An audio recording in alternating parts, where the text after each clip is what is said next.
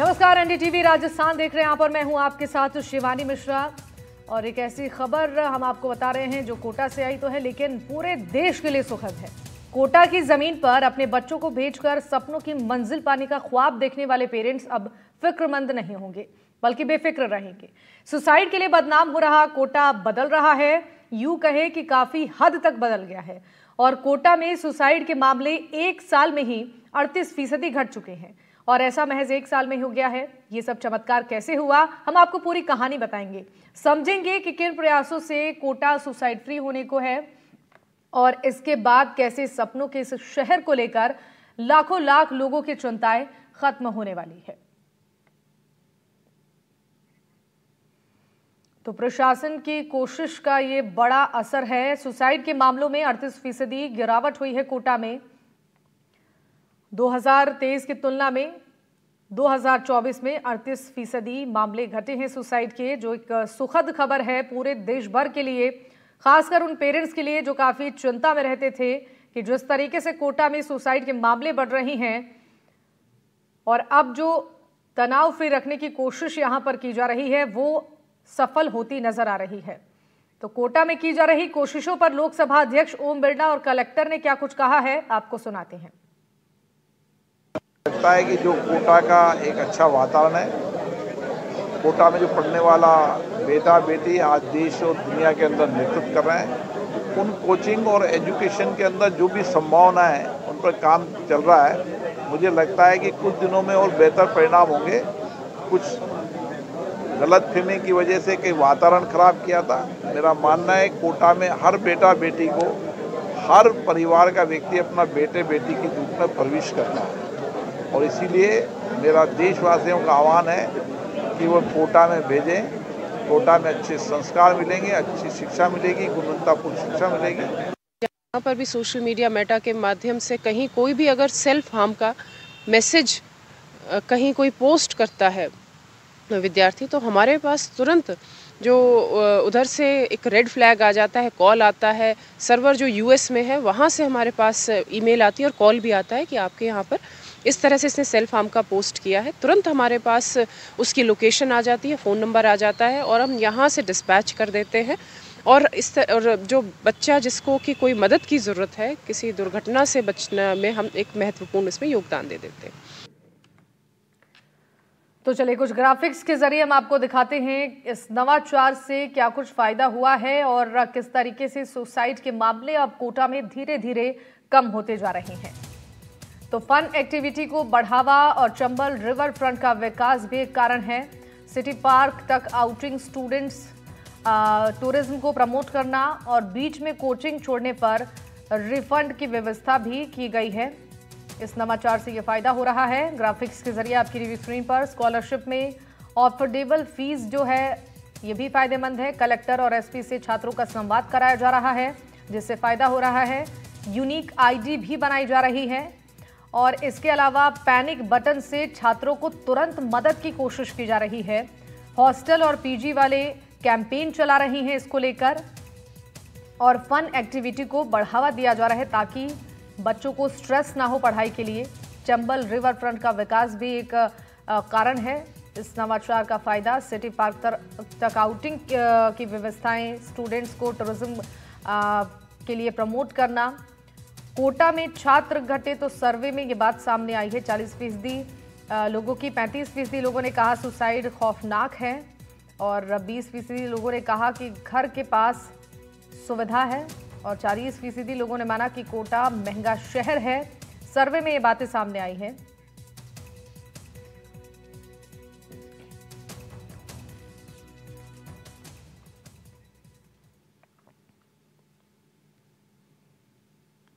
तो ये ग्राफिक्स के जरिए हम आपको दिखा रहे हैं सर्वे में क्या बातें सामने आई हैं। और चलिए इस पर चर्चा करने के लिए हमारे साथ कुछ खास मेहमान जुड़ रहे हैं। परिचय के साथ इस चर्चा को हम आगे बढ़ाएंगे। डॉक्टर पंकज कुमार हमारे साथ मनोचिकित्सक जुड़ गए हैं, आपका बहुत स्वागत है सर। दिलीप सैनी हमारे साथ है, एडिशनल एसपी कोटा से, बहुत स्वागत है सर। नवीन मित्तल हमारे साथ हैं, अध्यक्ष हैं हॉस्टल एसोसिएशन के, आपका भी बहुत स्वागत है। और पवन मीणा डिप्टी मेयर हैं, आपका भी बहुत स्वागत है। और शुरुआत में करना चाहूंगी डॉक्टर पंकज कुमार से।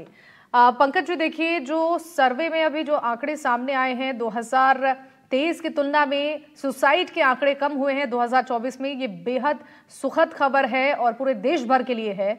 आपसे जानना चाहेंगे जो मेंटल प्रेशर बच्चों को है जिससे सुसाइड बच्चे कर रही हैं और परिजनों की चिंताएं बढ़ रही हैं, कैसे बच्चों को समझाने की कोशिश की जा रही है प्रशासन की तरफ से, जो मुहिम चलाई जा रही है कितना असर उसका देखने को मिला? देखिए, पहले तो मेरी बहुत बहुत शुभकामनाएं पूरे प्रशासन को, जिनके अथक प्रयास से ये हमें पॉजिटिव रिजल्ट मिला है। तो ये एक बहुत ही पूरे देश में चिंता का विषय बन गया था, रोज पूरे नेशनल न्यूज बन गई थी। हमारे कल होने वाला कल का भविष्य अपने आज जान गंवा रहा है। ऐसी पढ़ाई, कैसी पढ़ाई हो गई जो कल डॉक्टर बनने की, इंजीनियर बनने की ख्वाहिश लेके वहां पहुंच रहे हैं और उनके प्रेशर के तले दब के अपनी जान दे रहे हैं। तो ये सबके लिए बड़ी चिंता का विषय था। तो इसके लिए कुछ बहुत प्रयास करे जाने की जरूरत थी, जो मुझे लगता है, ऐसा प्रतीत हो रहा है आपके डाटा से कि ऐसा गवर्नमेंट ने और वहां की जो कार्यप्रणाली ने बदलाव में किए गए हैं और उसमें बदलाव आया है। पर हमें समझना यह है कि अभी भी हमारा जो एम है हम वहां तक नहीं पहुंचे हैं। अभी भी इस साल डाटा में कमी जरूर आई है, जो कि बहुत अच्छी बात है, पर हमने अभी भी काफी अनमोल जानें गंवाई हैं इस साल में, जो कि हमें प्रयास बरकरार रखने पड़ेंगे और कोशिश करनी पड़ेगी कि इसको आंकड़े को हम 0 पे ला सकें। और इसके लिए अथक प्रयास निरंतर करे जाने चाहिए और जरूर चलते रहने चाहिए। बिल्कुल सही कहा सर आपने। दिलीप जी, आपसे जानना चाहेंगे, प्रशासन के सहयोग से ही संभव हो पाया है, एक सतत प्रयास इसे कह सकते हैं, जो आंकड़ों में कमी ला रही है, लेकिन अब उम्मीद भरी निगाहों से सब इस ओर देख रहे हैं कि ये आंकड़े और कम कैसे होंगे, किस तरीके के प्रयास किए जाए ताकि बच्चों को मोटिवेट किया जाए और ऐसे कदम उठाने से पहले बच्चे सोचे और जो बर्डन और जो प्रेशर होता है इन बच्चों पर वो कम हो पाए।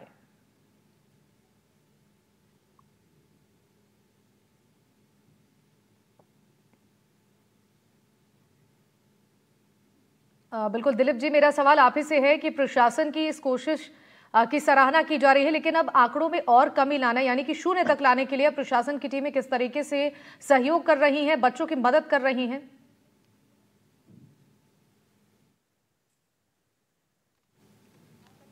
जी मैम, सबसे बड़ी बात यह है कि हम जो प्रयास कर रहे हैं इस समय, जिससे पिछले आंकड़ों में कुछ गिरावट आई है, उसका सबसे बड़ा कारण ये है कि हमने 3 फ्रंट पे काम किया है। सबसे पहला फ्रंट तो ये है कि हमने वाइडली इंटरेक्ट किया है बच्चों से, संस्थानों में भी, हॉस्टल्स में भी और उनके रहने की जगह में फ्रिक्वेंटली ऑफिसर जाकर के इंटरेक्ट करते हैं, लेडी ऑफिसर जाकर के इंटरेक्ट करती हैं, down the line beat constable से लेकर के सीनियर ऑफिसर्स तक सभी जाकर के इंटरेक्ट करते हैं। तो एक जो कम्युनिकेशन गैप है वो खत्म हुआ है, एक कॉन्फिडेंस बिल्डिंग है वो बढ़ी है, और 1-to-1 इंटरेक्शन होने से उनका जो हिच है मदद लेने का वो खत्म हुआ है। दूसरा, हमने प्लेटफॉर्म मुहैया कराया है स्टूडेंट्स को, पेरेंट्स को, संस्थानों को, ताकि इमीडिएटली हेल्प के समय, जरूरत के समय वो हेल्प तक पहुंच सकें। बिल्कुल। जिसके लिए न केवल हमने हेल्पलाइन शुरू की है, SOS सिस्टम शुरू किया है, हमारे अभय कमांड सेंटर से राउंड द क्लॉक 24/7 काम करता है। इसके अलावा व्हाट्सएप और हेल्पलाइन नंबर, तो इससे इमीडिएटली 24/7 किसी भी तरह की समस्या जैसे ही जनरेट होती है, जैसे ही हमारे कंट्रोल रूम पर आती है, तो उसको फॉलो करना शुरू कर देते हैं। और मिनिमम रेस्पॉन्स टाइम, तीसरा जो पैरामीटर है, तो मिनिमम रेस्पॉन्स टाइम में हम उसकी हेल्प वहां तक पहुंच जाती है जरिए SHO, जरिए स्टूडेंट हेल्पलाइन। और चौथा जो आयाम है वो हमने जोड़ा है, वो ये है कि जब तक हम उसको लॉजिकल एंड तक नहीं पहुंचा देते, उस समस्या को खत्म नहीं कर देते, तब तक हम उसको छोड़ते नहीं हैं, उसमें कोई डिले नहीं होता है। तो इन तीनों पैरामीटर से हम लोगों ने प्रयास किया है कि जैसे ही पहले तो कॉन्फिडेंस बिल्डिंग हो, दूसरा कम्युनिकेशन गैप खत्म हो, तुरंत हेल्प ली जा सके। हेल्प के लिए कई प्लेटफॉर्म बनाए हैं। बिल्कुल सर, तो ये कोशिश जो प्रशासन की तरफ से की जा रही है, वाकई उसका फायदा भी देखने को मिल रहा है और उसका असर भी अब आगे देखने को मिले, ये उम्मीद की जा रही है। नवीन जी, आपसे जानना चाहेंगे, हॉस्टल्स और PG की बात की जाए तो एक बहुत महत्वपूर्ण योगदान है बच्चों को स्ट्रेस फ्री माहौल देने के लिए। एंटी हैंगिंग डिवाइस की बात कर ली जाए, व्यवस्थाओं को दुरुस्त करने की बात की जाए, सिक्योरिटी की बात की जाए, तो क्या कुछ और कोशिश की जा रही है हॉस्टल और पीजी एसोसिएशन की तरफ से ताकि इन आंकड़ों को और कम किया जाए? देखिए, सबसे बड़ी जो चीज थी वो जिला प्रशासन ने जो गेट कीपर ट्रेनिंग का जो एक कार्यक्रम रखा था हम सब हॉस्टल वालों के साथ में, क्योंकि जितने भी लोग हॉस्टल में जो काम करते हैं उन लोगों को गेट कीपर ट्रेनिंग जो जिला प्रशासन ने करवाई थी वो सबसे बड़ा एक इफेक्ट किया। इस साल की हमारे यहाँ पर संख्या में बहुत बड़ी कमी आई। उस गेट कीपर ट्रेनिंग के अंदर उन लोगों को ऐसी ऐसी बातें बताई गई, क्योंकि जो स्टाफ होता है वो हॉस्टल का वो 24 घंटे बच्चों के साथ में रहता है, तो उनको उस तरह की जानकारी होनी चाहिए कि जब बच्चा इस तरह का कदम उठाने जाता है तो उसके चेहरे पे क्या क्या चीजें आती है, वो क्या क्या फील करता है, वो सब फील जो है वो स्टाफ को पता रहना चाहिए ताकि वो आगे बढ़कर उसकी जान बचा सके। तो गेट कीपर ट्रेनिंग का एक बहुत बड़ा रोल रहा है कि कोटा में ये संख्या घटी है। और दूसरा जो था कि जो हैंगी डिवाइस हम लोगों ने लगवाए यहाँ पर, हमारी एसोसिएशन ने प्रत्येक हॉस्टल में कोटा में जितने भी 4000 हॉस्टल्स हैं उनके जितने भी कमरे हैं, लगभग 2 लाख कमरे हैं, हम लोगों ने लगभग सब हॉस्टलों के अंदर जाके सब कमरे में जितने मालिक हैं उसको समझाइश करके हमने ये डिवाइस लगवाए। इस डिवाइस से भी बहुत बड़ा एक फर्क देखने को मिला कि कुछ हद तक हमने काफी अच्छा कार्य किया इस तरह का। तो ये जो दरें कम हुई है उसके अंदर इसका भी बहुत बड़ा एक अहम रोल रहा है इसके अंदर। जहां तक सुरक्षा की बात मैं करूं तो हॉस्टल के अंदर सुरक्षा को लेकर तो कोटा वाले बहुत ज्यादा हमेशा सजग रहते हैं, क्योंकि कोटा का जो हॉस्टल का जो प्लेटफॉर्म है या जो कोचिंग का मैं जो प्लेटफॉर्म बोलूं मैं, ये लगभग 30 से 35 सालों की मेहनत है कोटा की। जो इसको हमारे प्रधानमंत्री मोदी जी भी कोटा को शिक्षा की काशी कहते हैं इसको, हमारे शहर को। तो जितने भी कोटा के जो लोकल लोग हैं, जो हॉस्टल मालिक हैं, चाहे वो ऑटो वाले हों, चाहे कैब वाले हों, चाहे वो जो ठेला लगाते हैं वो हो, चाहे कोई भी हो, प्रत्येक जो कोटा का नागरिक है वो बच्चों का पूरा ध्यान रखता है यहाँ पर। और जब बच्चों का जब ध्यान रखा जाता है इस सिटी के अंदर, तभी कोटा को एक केयर सिटी भी कहा जाता है यहाँ पर। तो बहुत तमाम तरह के जो कारण थे, तो वो सब कारण हमने किए। उसमें हमको पुलिस प्रशासन का भी बहुत अच्छा सहयोग मिला, जिला प्रशासन ने भी आगे कदम बढ़ाकर हमारे साथ में ये कार्य किया। और जो हमारे जिला कलेक्टर साहब है उनका तो बहुत बड़ा किस तरह का रोल रहा है कि उन्होंने डिनर विद स्टूडेंट्स के जो एक प्रोग्राम चलाया था यहाँ पर, लगातार वो हॉस्टल में बच्चों के साथ जाकर वो बच्चों के डिनर साथ में करते थे बच्चों के, और बच्चों से 1-to-1 ऑल वो बात करते थे बच्चों से। तो ये बहुत बड़े कारण रहे शहर में, जो इस साल ये जो आंकड़े थे सुसाइड के वो काफी हद तक कम हुए हैं। और अब जो लगातार हम लोग सकारात्मक जो हम लोग कार्य कर रहे हैं, हम लोग फंडे करते हैं हॉस्टल्स के अंदर, एवरी संडे हम लोग फंडे करते हैं बच्चों के साथ में। बच्चे बहुत अच्छे सिंगर भी होते हैं, बहुत अच्छे कुछ बच्चे पोएम्स बहुत अच्छी सुनाते हैं। बहुत अच्छे अच्छे जो कार्य हम लोग लगातार कर रहे हैं बच्चों के साथ में, ताकि उनका जो स्ट्रेस लेवल होता है वो उनका कम हम लोग कर सकें। सही कहा आपने।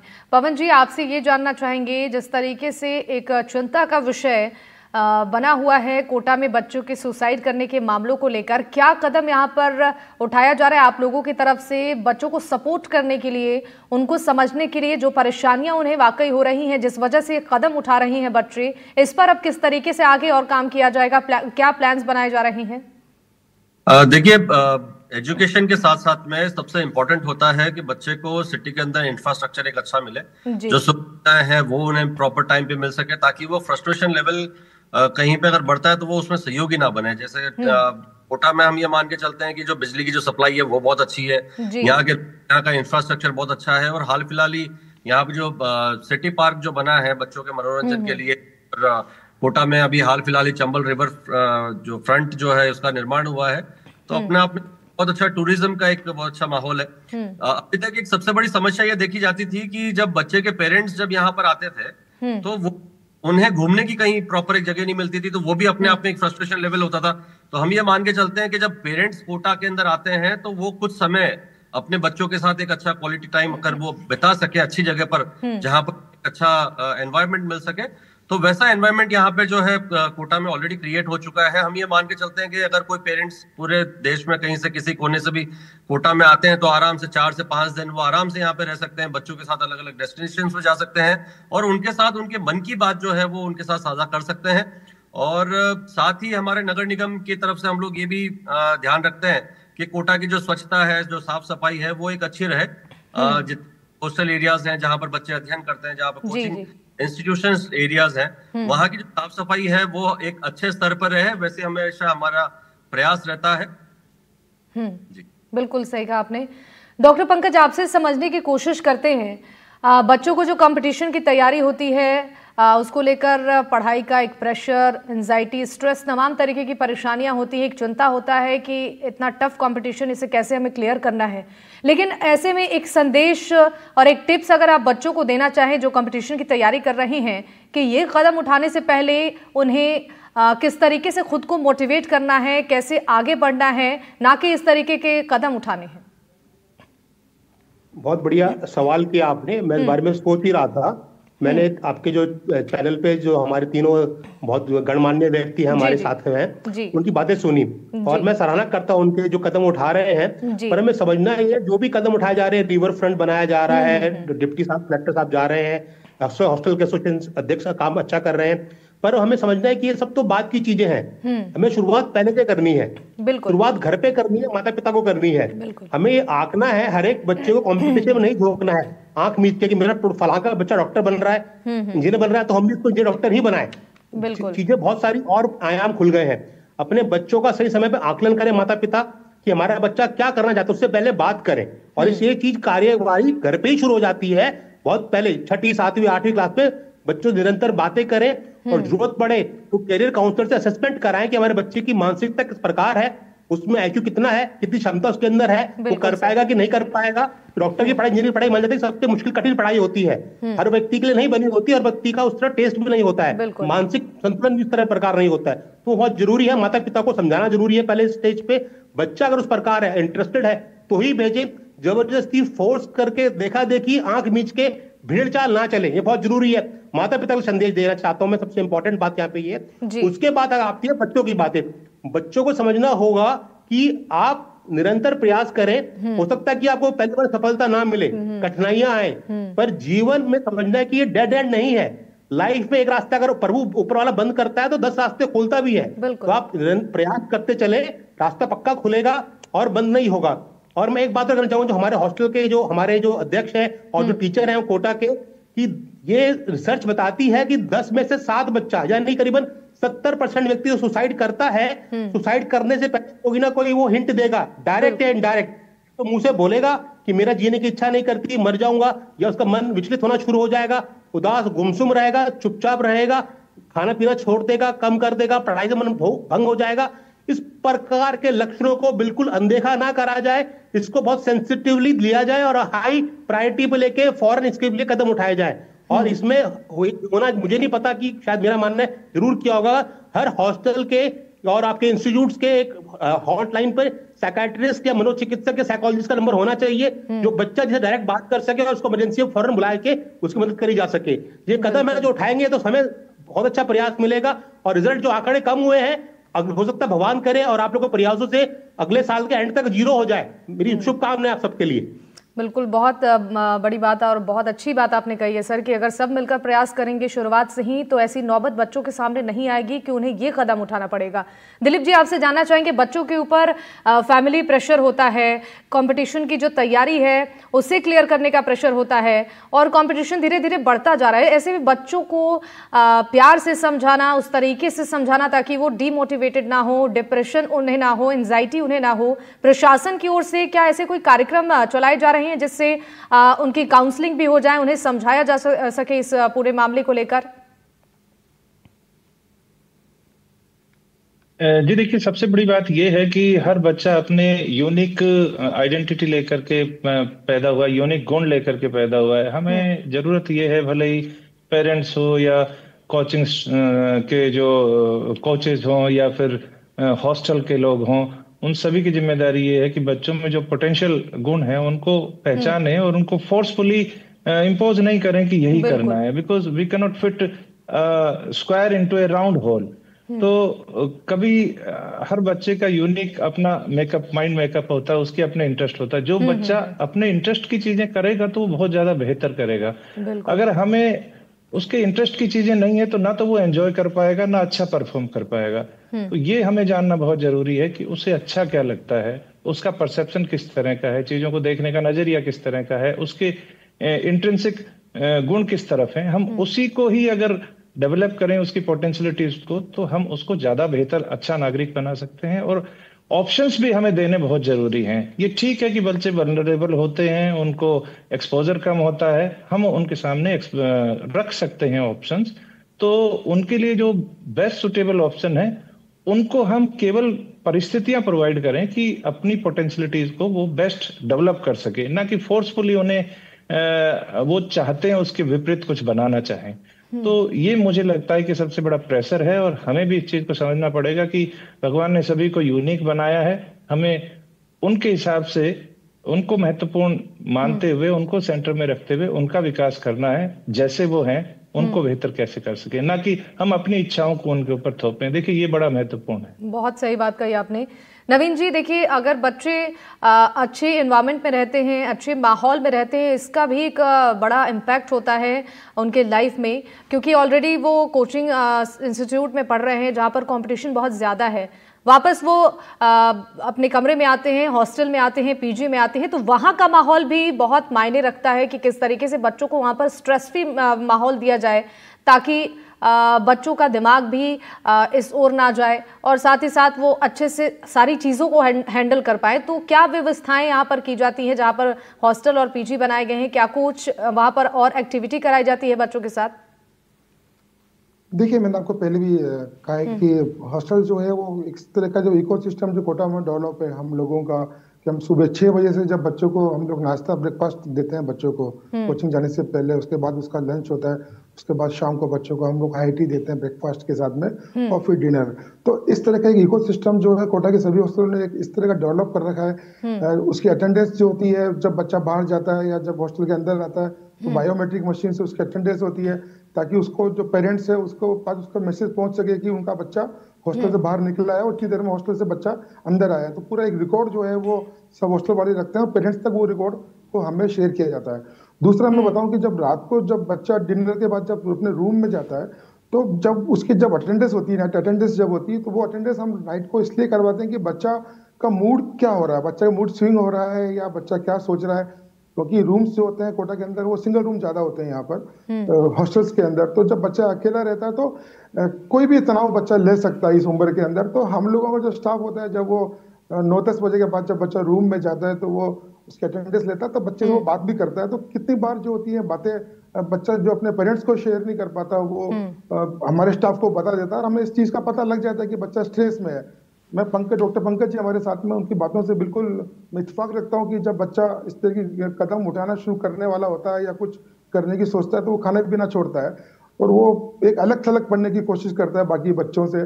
तो हमने भी इस तरह की चीजें देखी है आमतौर के अंदर कि जब हम बच्चों का खाने का रिकॉर्ड रखते हैं बच्चों का कि किस बच्चे ने खाना खाया, किस बच्चे ने खाना नहीं खाया, तो उसका भी हम लोग रिकॉर्ड मेंटेन करके चलते हैं, चाहे वो लंच हो चाहे डिनर हो। जब बच्चा खाने नहीं आता तो उसके रूम के अंदर स्टाफ जाता है, उससे बात करता है कि तुमने खाना क्यों नहीं खाया, तो वो कारण भी हम जानने की कोशिश करते हैं।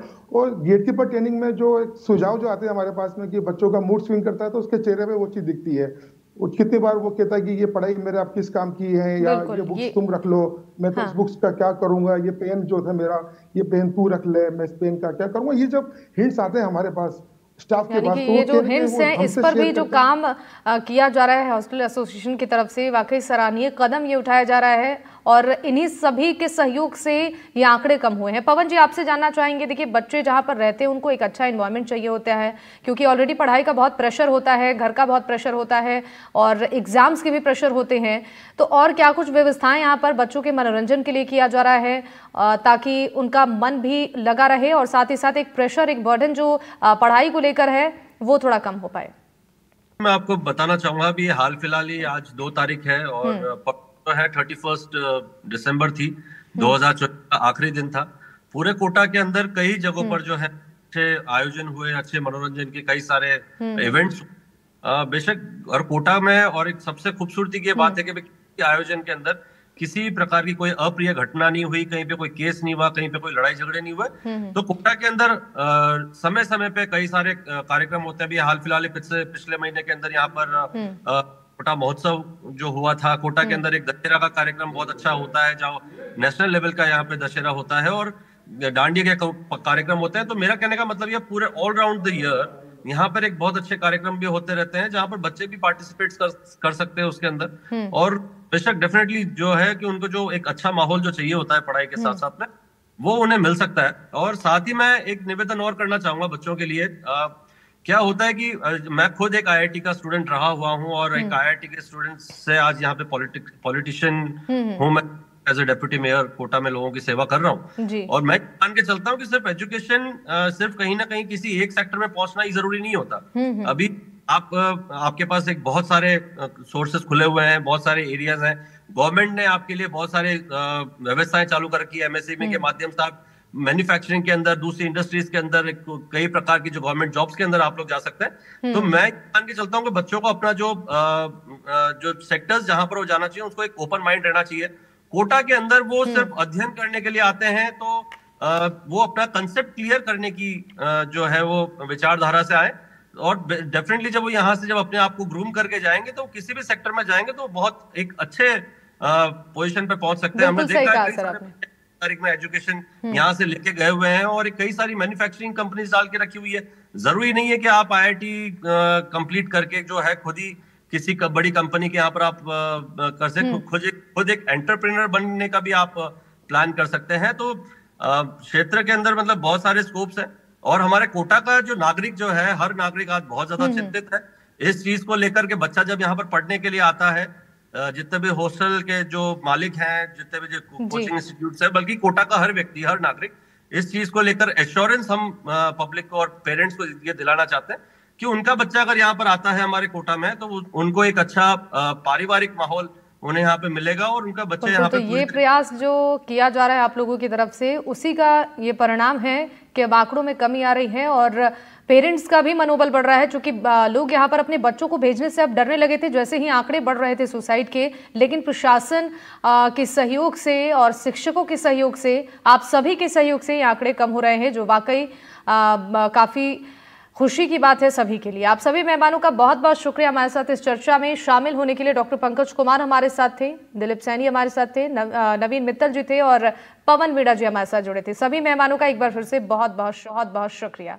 और इसी के साथ इस चर्चा में फिलहाल के लिए बस इतना ही। तमाम खबरों के लिए आप देखते रहिए एनडीटीवी राजस्थान। नमस्कार।